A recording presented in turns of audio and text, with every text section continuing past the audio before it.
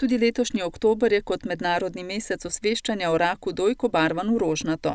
Rak dojk je namreč v Sloveniji najpogostejša oblika raka pri ženskah in za to boleznijo pri nas vsako leto umre okoli 400 žensk.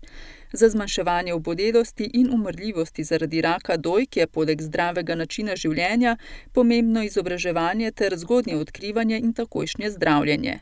Tudi s pomočjo državnega presejalnega programa Dora, ki v Splošni bolnišnici Brežice teče že približno leto in pol.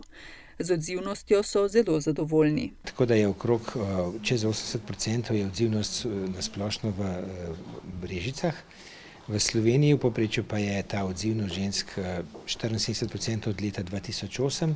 V letošnjem letu smo pa zaznali ta porast tudi na 78% žensk se odzove na slikanje.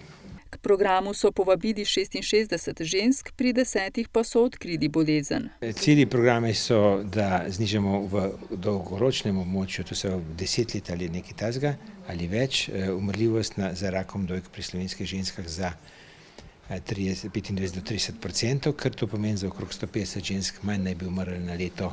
V program Dora so vključene vse ženske med 50 in 69 letom, ki jih vsake 2 leti vabijo na presejalno mamografijo. Za rakom dojk sicer najpogosteje zbolevajo ženske med 50 in 65 letom, a bolezen seveda lahko prizadene tudi mlajše. Katarina Volk je zbolela pri 39 letih. Po začetnem šoku, po postavljeni diagnozi je sledilo soočenje z boleznijo. Tako je potem treba začeti na novo vse živeti oziroma drugače začeti živeti, sprejeti diagnozo, vzeti s seboj in z njo iti naprej. Jaz večkrat rečem, da bolezen ti veliko vzame, ti pa tudi veliko da. Strokovnjaki ob tem poudarjajo, da je za zgodnje odkrivanje raka dojk pomembno, da si ženske redno vsak mesec same pregledujejo dojke. Pacientke oziroma ženske v našem okolju mislim, da sprejemajo svoje življenje kot neko vrednoto in dejansko posvečajo dosti časa rednim pregledom, samo pregledovanju dojk.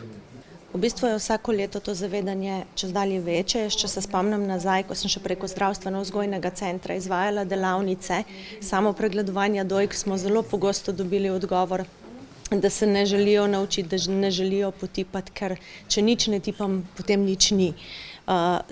Danes lahko rečem, da je ta zavedanost bistveno večja. Center za krepitev zdravja sicer že več let zapored obeležuje rožnati oktober z aktivnostmi v lokalni skupnosti. Letos so med drugim pripravili dobrodelni dogodek Rožnati tek za življenje.